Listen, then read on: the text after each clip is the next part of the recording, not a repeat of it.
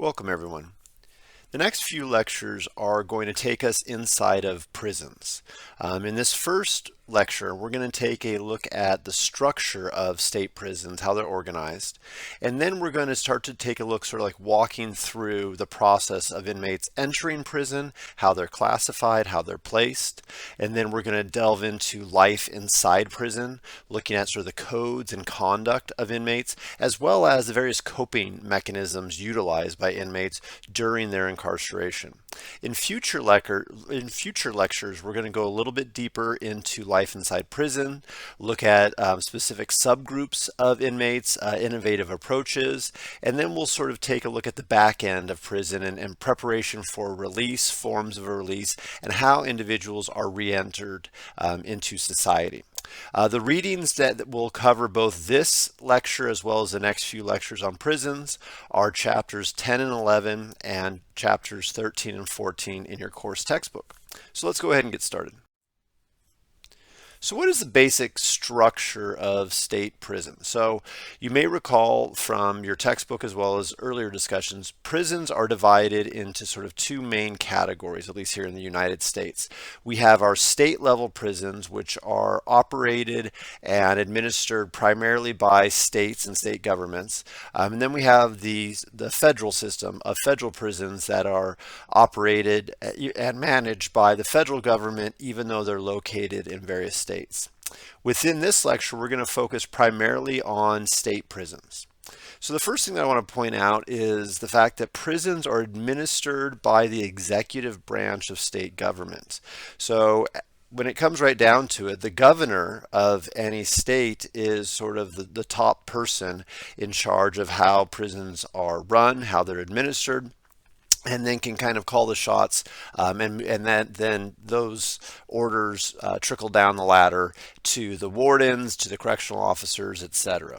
So why is this important that we make sure we understand the executive branch's role in running state prisons? Well, remember, our governor is elected. And so one of the things we have to keep in mind is prisons, as much as they are there to sort of enforce punishment, protect society, they're also deeply connected to the political system. And in fact, for good and bad, we see this. And this is one of the toughest things for prisons to ever sort of find like an even basis. Once they've found what seems to work, every few years, there's the opportunity of a new governor coming in to the state, and the political powers and the political desires may change, and that may lead to major upheaval or changes within the prison system. So it's hard for the prison systems to ever completely operate autonomously from the political process. And I think that's something important to consider. When we look at each prison in and of itself is run or administered by a warden. Some prisons refer to it, the job title as warden, others refer to it as a superintendent. So these are the individuals who obviously have say over what's going on within their prisons, assuming that they are abiding by the rules and policies from higher up the ladder of ownership, going up to the executive branch of state government. When we think about how prisons are organized and what are their sort of goals, obviously we've sort of mentioned in the past that, once again, prisons are there to sort of assist in punishing individuals who have been convicted of serious crimes. So people who are going to be serving a time of incarceration, whether that be for retribution reasons, deterrence reason, incapacitation reasons, or rehabilitation, that we know that that is one of the primary sort of goals and purposes of state prisons. But within prisons, research has shown that there are differences in sort of the inner workings and how they, which correctional philosophies are really being emphasized over another. And what we see on this slide is a breakdown of sort of three different models that sort of capture the range of different approaches that we see in different prisons. Now, most prisons don't just follow one of these particular models. Usually it's a combination of two or maybe all three. But these are things when you're thinking about sort of how to categorize or think about what makes one prison different from another, or the prison approach in one state different than the prison approach in another state, and sort of these comparing and contrasting looks, keeping in mind these three models I think is really important. So let's take a look at each one of the models. So the first is what is known as the custodial model. And if, as the name implies, custody, right? So this is where the emphasis really is on security, discipline, order. This is where punishment and safety are sort of the two, top things that are being focused on within that prison. And in modern times, we can really imagine this for more of the maximum security prisons, or the prisons that are housing even the most severe or the harshest of offenders. And then the second one we see is what is known as the rehabilitation model.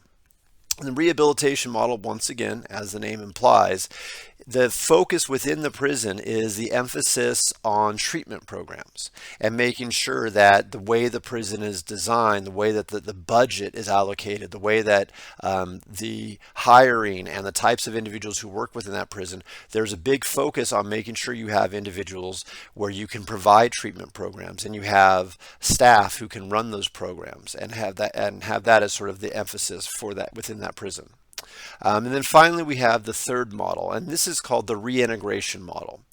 And this is an interesting, I think, one for us to take a step back and really consider, especially when we understand the prison system, right? We started with that custodial model, which makes sense. We need to protect society, and we also need to make sure that these inmates are incarcerated both in a secure fashion for both their safety as well as the safety of other inmates and the safety of the public. So that custodial model makes sense with what we talked about. Rehabilitation. We know that rehabilitation throughout the American history was a big part of the 20th century as far as our focus within prisons. We also know it's one of the sort of the classic rationales for the correctional system. So that also makes sense. And I think that reintegration is one of those ones that sometimes is overlooked, but the focus within the reintegration model is the emphasis of maintaining ties to families and the community for offenders. And this is really important because they will be returning home. Research consistently shows that estimates vary between 95 to 97% of people who are sentenced to a state prison will exit that prison and return to the community. So I can't emphasize that enough. So let me say that one more time. 95 to 97% of people who ever enter a prison to serve a sentence will be released and re-enter the community. So there's only 3 to 5% of people who are sentenced to life and actually serve out a life term, or people who die for other reasons while in custody. And so because we have so many people who are eventually going to be released, this sort of organizational approach of the reintegration model really makes us respect and understand that because these people are going to be returning to the community, having a tie to the community, maintaining family connections can be really, really important for these individuals. And we'll be talking about some research in future lectures, and it depends oftentimes on the particular individual. We'll talk about differences in, the way that families or friends or the community will cut off ties between different types of inmates, whether they be male or female, or come from different sort of socioeconomic statuses. And so this understanding of reintegration makes sense, right? If somebody is sentenced to prison and all the focus while they're serving their time is about that custodial approach, the individual doesn't really get a chance to ever feel free to make their own decisions and operate in a proper way. They are constantly trying to avoid punishment. They are constantly just trying not to get in trouble. And that doesn't bode well for once you're released into a free society. And the same thing with the rehabilitation model. It's one thing to rehabilitate somebody and provide treatment or job skills training while in prison, but also that's within a bubble within the prison system. And you've got to recognize, will those skills that they've learned, will the help? That maybe you've got them to be drug and alcohol free with rehabilitation programs, but will those sort of practices still work once they're released back out into a society with all the different freedoms and all the different sort of desires and pushes and pulls that exist in free society? So when we think about this, once again, to sort of wrap it up with these ones, is as I said, one prison is very unlikely to be simply custodial rehabilitation or reintegration. Usually there's going to be a mix of two or three. But it's things like this that I think are important when we look at a prison. And I think a well-designed prison should have components of all three of these within their walls. Let's move on to talking about how both inmates and prisons are classified. So when we look at most textbooks about prisons, or when we, do a Google search or sort of think about like what is the classic way that in modern times here in America that we sort of classify inmates or classify prisons, this three-tier structure pops up over and over again. So throughout history, and especially throughout different states, that sort of the standard classification system for prisons is to range from the lowest, the lowest level offenders at minimum security are housed in minimum security prisons. Individuals that require a little bit more watch and guidance, and maybe a little more of a threat to society, we might see housed at medium security prisons. And then finally, for the individuals who are deemed a significant threat to society or to other individuals, will often be housed at maximum security prisons. So that's sort of the standard classification. California uses a version of that, but it has a little bit more detail into how we classify and approach, and we're going to go into that in just a second. But before we move away from this slide, the other thing I want us to think about is, in some locations in some states, you may have an entire prison where all the cell blocks, all the inmates housed are deemed to be at one of these three levels. So you may have a maximum security prison, or you may have a minimum security prison, etc. However, in large states, when you have multiple prisons, such as California, oftentimes you have a prison that in and of itself that takes up so much land, so much geography, and you have quite a few cell blocks, and you almost have prisons within prisons. You will see on one prison grounds, you may have both medium and maximum security inmates, but they're just housed in different cell blocks. They have access to different yards.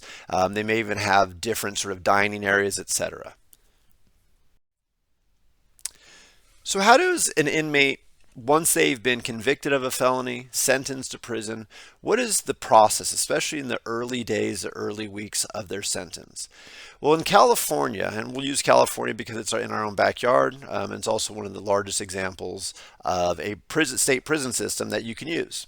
So California currently has 35 adult state institutions, otherwise known as prisons. And across those various state institutions, as we'll see, they are designed to cover and house a whole range of different types of individuals. So the first stop for anyone who's going to be entering prison is what is known as a prison reception center. And in California, we have approximately 10 locations that have prison reception centers at one of the state institutions, at one of the prisons. And for an inmate who enters one of these prison reception centers right after they've been sentenced, what they're going to experience is they're going to go through an assessment process. They're going to, where the correctional officers and the staff and the administrators within that prison reception center are going to evaluate their criminal records, look at their life histories, their medical history, mental health histories, social histories. So oftentimes they'll use various sort of actuarial instruments like the level of service inventory revised, the LSIR for short, that will measure some of these things and sort of start to give an idea of sort of where are the needs, where are the risks, what is the severity of this particular individual, are there any certain things that due to their medical or mental health that they may need to be classified or need to be incarcerated at a particular facility. And what this leads up to is each inmate will get what is known as a custody score. So in California, we have a rather detailed assessment process that combines, components of things like needs and risk, as well as all these other things. And for each section of that assessment, they get a score. right? They may get 0 points, they may get 1 point, they may get 4 or 5 points in a particular area. And so as they start to add up these custody scores that are based on things as simple as age, crime committed, violence, prior incarcerations, gang involvement, etc., they'll get a finalized score, and that score is going to determine the level of classification that that inmate will then be classified as and then serve the rest of their sentence. So at these reception centers, one of the things that we think about is, well, how long is somebody there? The typical time frame that I've personally heard from firsthand from inmates is usually anywhere from like 30 to 60 days, but it can take up to 120 days. So it could be several months that somebody may be in a reception center before they're finally moved to the facility that they ideally will serve the remainder of their prison sentence. And so one of the things that I think would be an interesting area, and researchers have looked into it, is the different sort of social makeup within a reception center versus once you're finally housed and incarcerated within a cell block or a prison that matches your classification score. Now, why do I say that? Well, because in a prison reception center, it's arguably one of the few places in your prison experience where somebody who is a very low level offender may be bunking or sharing cell or yard space with people who are very serious offenders or very, high level custody score offenders. And so it's, it can be a dangerous place, but also it's an interesting place because you have such a range of types of individuals that are housed near each other. Okay, so let's move on. So once an individual has received their custody score, they are then going to be classified. In California, as you can see, we take that three-step minimum, medium, maximum, and we add a little more detail to it. In California, each inmate, as they've gone through their assessment, they are going to receive their custody score. And then that custody score is going to label them as either being a level 1, level 2, level 3, or level 4 inmate.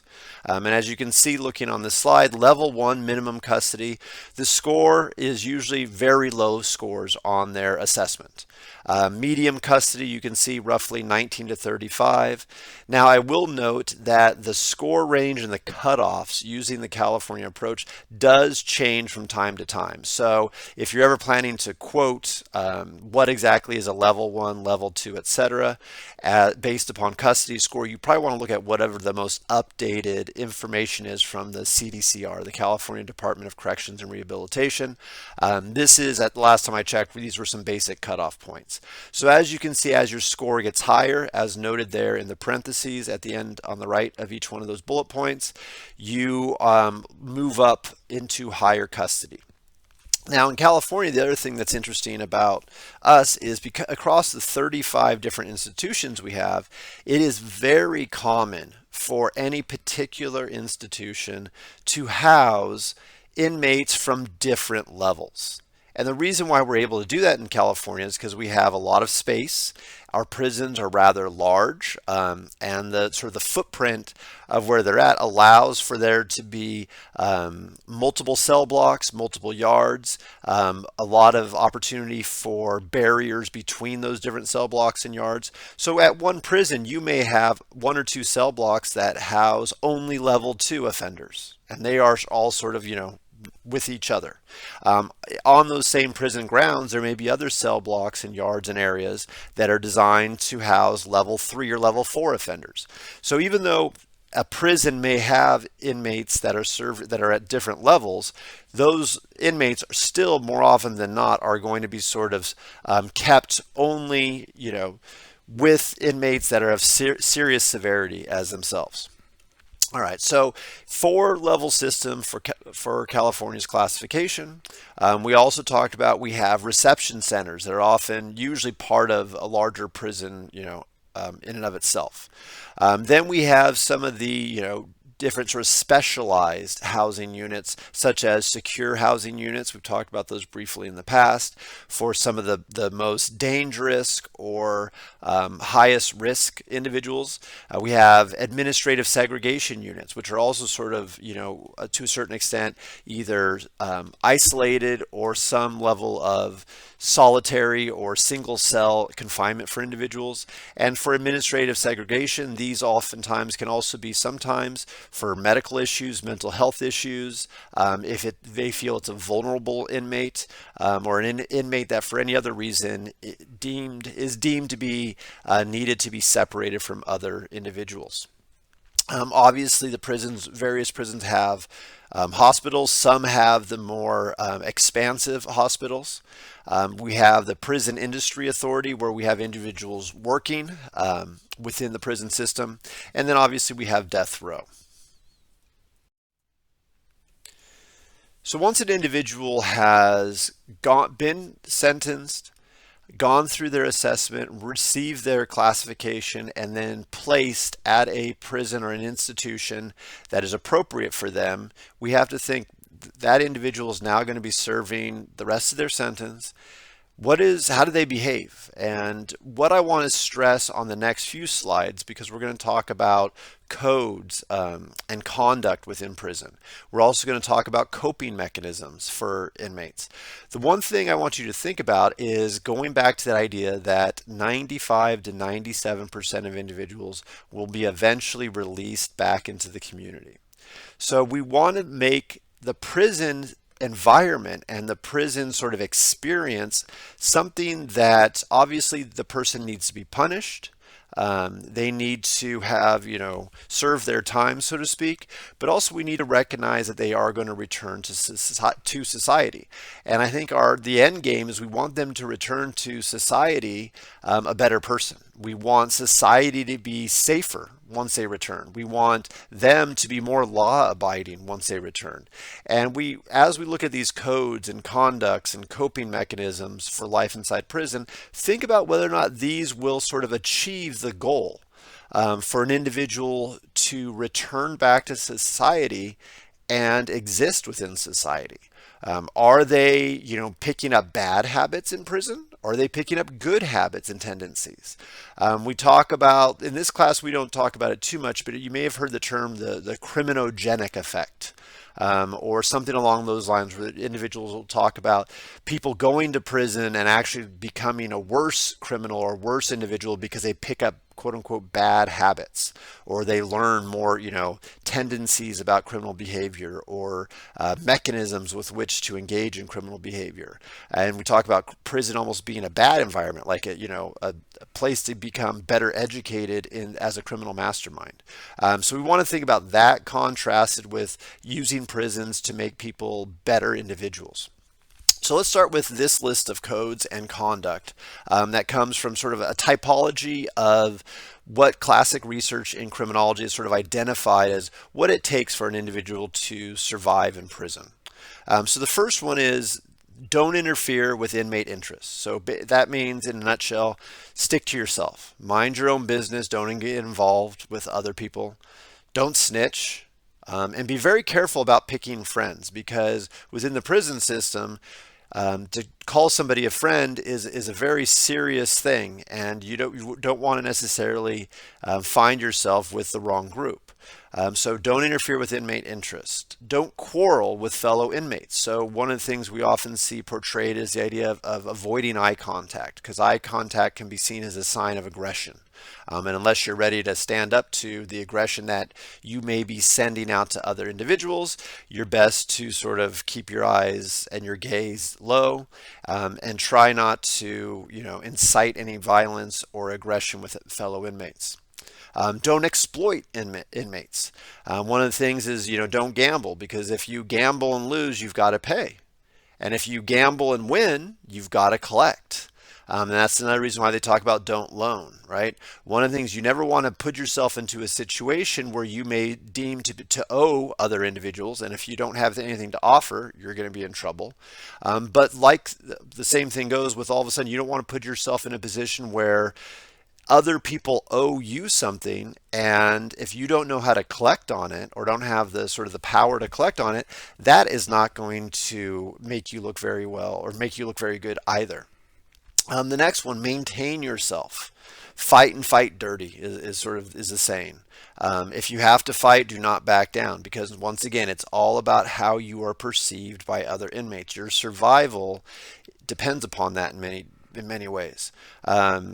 Keep a good porn collection. I'll let that just be what it is. Commit an honorable crime. Now, obviously, it's kind of hard. You can't go back in time and redo the crime that you were convicted of, but we see this. This is one of those things. Reason why we have things like administrative segregation, because oftentimes inmates, there is sort of pride and honor amongst thieves, as the old saying goes, right? And individuals who have committed a quote unquote honorable crime are going to be treated with more respect, as opposed to people who commit a dishonorable crime. And oftentimes dishonorable crimes are going to be things, crimes against children, certain crimes against women in particular, and various other types of crime that may be seen as dishonorable, which puts an inmate in a bad situation to begin with. And then the final one we have here is don't trust the guards. The guards are not your friends. The guards are there to watch you, so they should not be trusted. Don't be too talkative with them, because that may lead to a sense of disloyalty in the minds of other inmates, that you're not part of the inmate tribe. Rather, you're trying to be nice with the others, with the guards, so to speak. So as we look at these things, I'm not trying to say this as sort of the laundry list of how to survive in prison, but these are the typology that research has shown over the decades. But the one thing, as I started with, is keeping in mind the idea is like, are these the types of things that make you productive in society, right? Don't interfere with other people's interests. I think that might work to a certain extent, right? We should mind our own business. Unless somebody else's business becomes mine, then obviously even in the outside world, you want to make sure that you can stand up for yourself. Never snitch. Okay, that works. Pick your friends carefully. That works in free society as well. Don't quarrel with fellow inmates. Okay, well, maybe not quarreling or arguing with other people is a good way to go about your life, but the idea of not having eye contact or not being social or open to communication in the real world is something that is not going to be well suited for you once you are released back to society, right?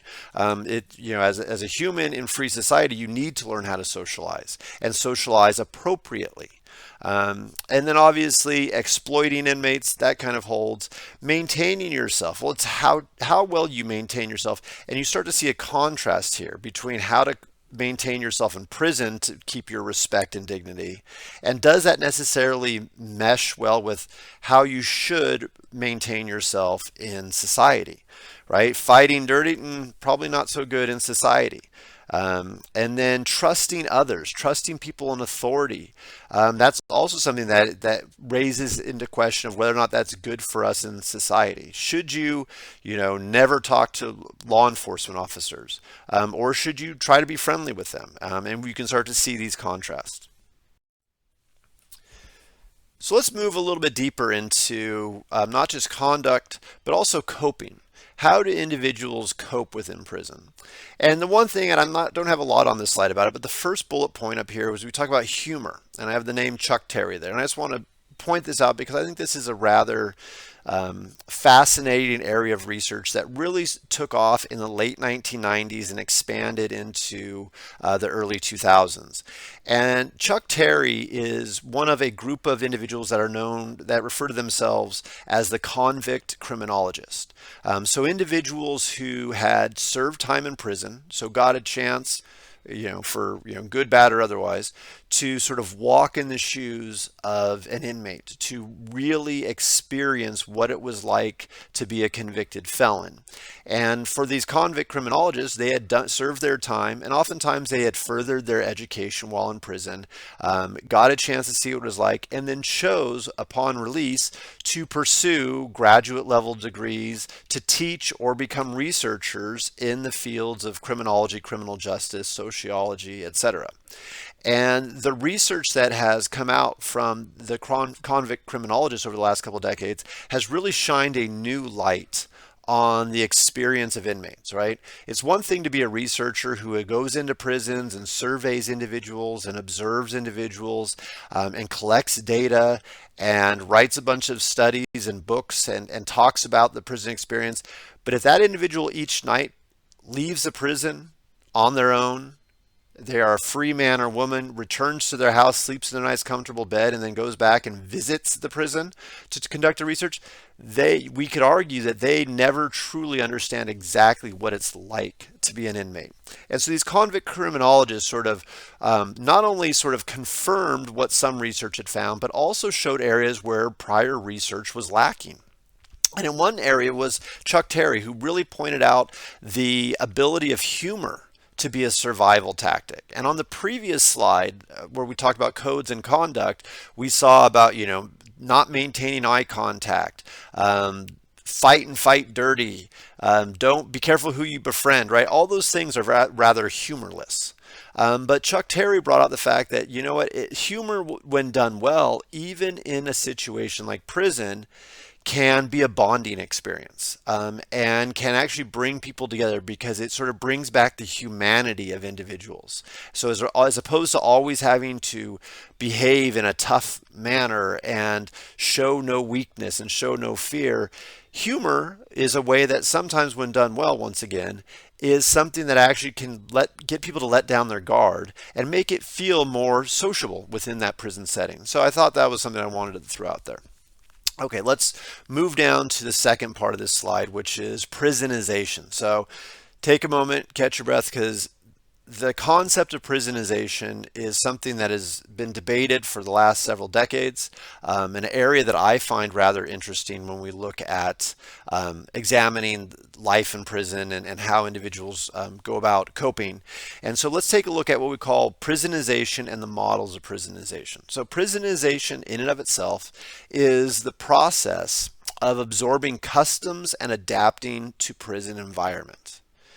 So any inmate who has never gone to prison and then finds themselves facing their first sentence in prison is going to be in for a new life experience, right? I mean, they are going from society, whatever sort of household or life they were living out in the streets, to being incarcerated within an institution where they cannot leave when they want to. They are told when to sleep, when to eat, when to shower, etc. They have a lot of restrictions on their day-to-day life. They are around individuals that may be intimidating or, for whatever thing, individuals that they may typically not want to be around. So how do these people absorb and adapt to that lifestyle? And we'll talk a little bit later this semester about some specific theories that sort of get into prisonization. And to the extent that I can, I'm actually going to share with you a research study that I did several years ago to sort of talk about sort of this prisonization approach. But for now, let's introduce sort of the two models of prisonization. So how do people adapt to prison is pretty much what it is. So the first is known as the deprivation model. And the deprivation model, the focus is on how the prison environment influences an individual. So once again, so the focus is on how the prison environment influences an individual and changes that individual's behavior.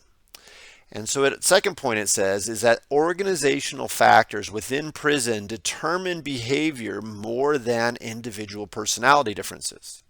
And the pains of prison lead to anti-administration orientations. Okay, so right there, the first thing that I should probably say out here about prisonization is prisonization starts with the premise that inmates serving time in prison tend to be anti-authority. They don't trust the guards, they don't trust the wardens. They tend to be, as I talked about previously, they tend to be standoffish. They tend to be secretive. They don't want to communicate with outsiders. They don't trust other individuals. They tend to put on an air of toughness, even if they're not naturally a tough individual. That's sort of what they have to sort of, exude while they're in prison. How did they get that way? And deprivation model says, well, inmates behave the way they do because of this very claustrophobic, scary institutional environment that prisons are. And that it's a natural human behavior when you're deprived of freedom, when you're deprived of choice, when you're deprived of all those things, that you are going to become,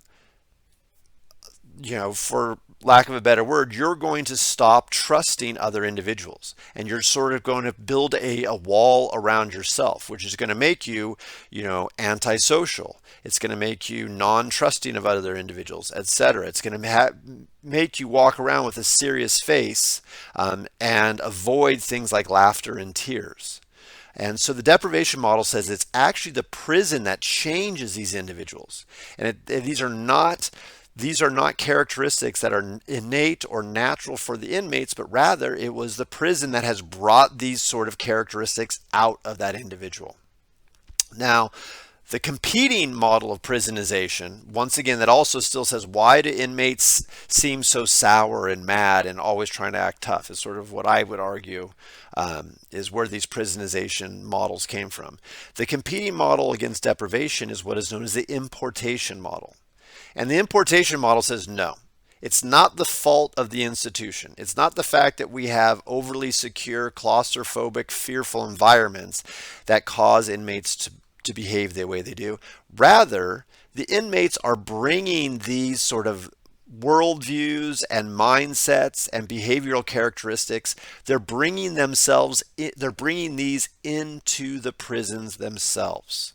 So let's take a look at the 2 bullet points under importation. So number 1 emphasizes the impact of individual and demographic factors along with pre-prison socialization.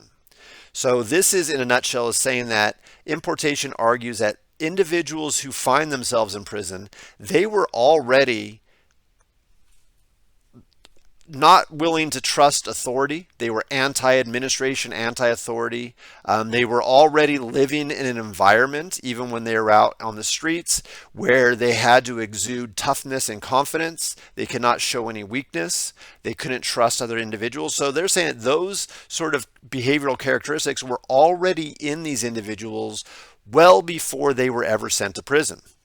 Let's look at the second bullet point that sort of backs that up.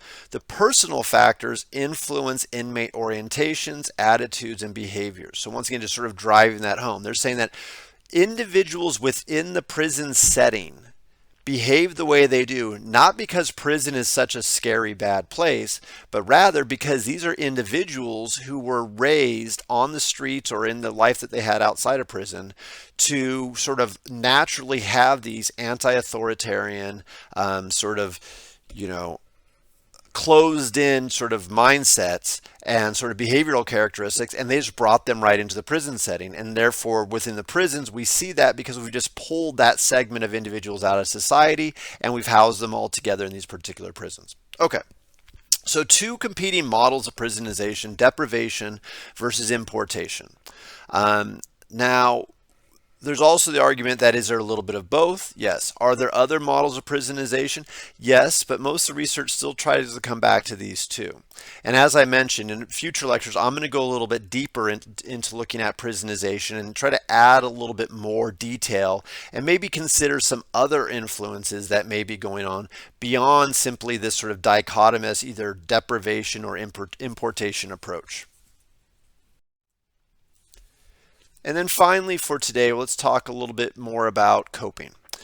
So we talked about how individuals cope, and we talked about the 2 sort of approaches of importation as well as deprivation. But let's take another final look at what the research has shown as far as like sort of the roles, or another way to sort of typologize inmates. And so once again, for us, whether we think about these as being sort of, caricatures of how inmates are sort of reflected in movies or TV or whatever, or to the extent that we think of them as sort of real life examples, What I want you to take away from this is, once again, is if you had to go in and sort of start to do a study within prisons and understand inmates and start to, identify the differences and how they are going about their day-to-day life and serving their sentences in order to better understand their experience and maybe, how we can do things to help individuals in prison to make it through their sentence and come out at the end as a better person. These coping rules may be a good starting point to sort of think about how we would categorize different individuals. So let's jump into each one of them. So research has argued that there are some individuals who are quote unquote doing time. These are individuals who see that serving time in prison is just a cost of the business. So oftentimes these are individuals who are, engaged in a life of crime. That is not just a fleeting thing or an occasional thing for them in their lifestyle, but crime and criminal enterprises may be a part of, their how they make their money, how they go about living their life in general. And they know that eventually there's a good chance you'll get caught. And so once they go to prison, the focus is on do things to reduce suffering. So maybe it's, keeping simple. Don't start fights. Turn the other eye. Avoid individuals. Don't stand out too much. Just get through it. And then also in that line, make sure you keep yourself busy. So they find ways to get a job at the prison, do have different assignments, fill the hours of the day and get out as quickly as possible. Try not to accumulate any bad time, try not to get any disciplinary actions against them, and just get through it. So those individuals are just doing time. The second category or coping roles are individuals who are quote unquote gleaning. And gleaning are individuals who see that their time within prison is an opportunity to change themselves. Maybe they've hit rock bottom before they went into prison. Maybe they, had family or friends who, before they were sentenced to prison, sort of gave them the ultimatum, this is your last chance. Maybe they, found some other higher power that got them to think like, I need to change my life. And so for these individuals, these are the individuals who go out of their way to take advantage of any sort of programs and resources. So whether it be educational programs, job skills training, therapy, etc., in order to improve themselves while they're in prison. Then we have the third category, and the third category I'm going to have a little anecdote about in just a second, because I think this is an area that, as researchers, these individuals, the jailing individuals, are the people that we need to focus on a lot of our resources. So jailing, these are the individuals who see that prison is home, quote unquote, and the outside world is just a vacation. And I'll come back to that in a second. So these individuals are often highly institutionalized. So these are individuals also who may have started their time in custody as well back as into early adolescence. Maybe they found themselves in juvenile hall or in foster care, or into a youth authority facility. And so oftentimes they've been in and out of prison, in and out of facilities for a good percentage of their life. And what that shows is it shows that they've never been able to truly adapt and become comfortable living in the free society as is. They've never been able to navigate the streets, navigate day-to-day life. In fact, they are probably more comfortable within an institutional setting. So what is my anecdote? Well, my anecdote about individuals jailing comes from a time back in the early 2000s where I was visiting various reentry centers around the states to interview staff members. And I met a gentleman who had been, I think, 25 years as a correctional officer, and then moved into the parole component, sort of like the post-prison, and had worked with inmates for another 10-15 years, and was at this point in time was about 40 years into working within the prison system, both in and out of it. And one of the things he talked about in our interview, when I said, well, what can help us if 95 to 97% of people are going to be released from prison at some point in time? What do we do as society or as the administrators of prisons to prepare these individuals or to help them or to make sure that transition is as smooth as possible? And he talked about the individuals who were, quote unquote, doing time or gleaning, and different ways we could help those individuals or they could help themselves, and how, that would work. But then he raised this one population of inmates, and he said that the unfortunate thing is there is a good percentage of inmates who need to be in prison. And that's a tough statement to bring to the public, or, at any point in time. When we think of prison as something that is there because you are serving time for a particular conviction or offense. And for what he said was, a rather tough statement to take as it was, but his argument was certain individuals find that prison is home. And his story was this.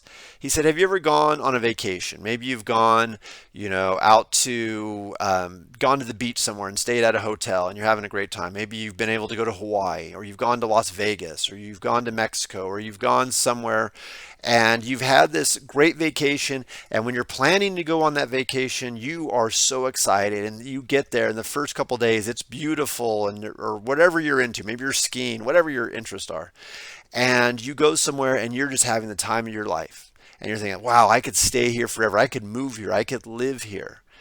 And yet, for most of us, there comes a point in our vacation. Now, if it's Las Vegas, maybe it's within the first 2 days.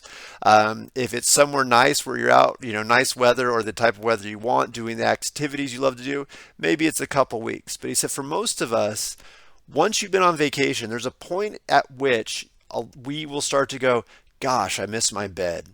Gosh, I just miss being home. And that kind of draws us back. And at the end of our vacation, we're like, I had fun, but I'm glad to go home. And for him, he said that is this population of inmates. That's these jailing individuals where they talk about getting released. And as the weeks and days approach before they're released, they talk about, I'm going to do it right this time. I'm going to go out and I'm going to get a job. I'm not coming back to this place, etc., etc. And yet once they get out and the real world really hits them smack in the face, they can't handle it. It's the vacation starts to sour. And whether it's a conscious or more of a subconscious yearning, part of them wants that sort of security and orderliness of the institutional setting, the prison. And for those individuals, and the reason why I think they're so important is, what do we do with these individuals? Right? You can't just lock somebody up because they're not, suited for society. But how do you prepare them? Can you prepare them? And that's not something to answer today, but I think that's a really important component. And that population of inmates, what do we do for them and what do we do for society on both sides? For them to improve as individuals, but also for society to be protected. And then finally, we have the disorganized criminal. And side note, as you will see from this is probably the one type of inmate that you would not want to be. The disorganized criminal is, referred to as quote unquote human putty. This is the individual who, for whatever reason, found themselves on the wrong side of the law, got convicted, got sentenced to prison, and they are not ready for prison. Physically, mentally, psychologically, or a combination of all three. These are the individuals who will find themselves vulnerable to abuse. They have either emotional or psychological conditions, maybe exacerbated within the prison setting. And these are the things where that assessment and classification at the front end can be so important, because you need to protect these individuals from the general population within the prisons. All right, and so for there, we're going to wrap up with that for today. We will continue on with the next lecture, taking an ever deeper look into inside prison, and I will see you then. Take care.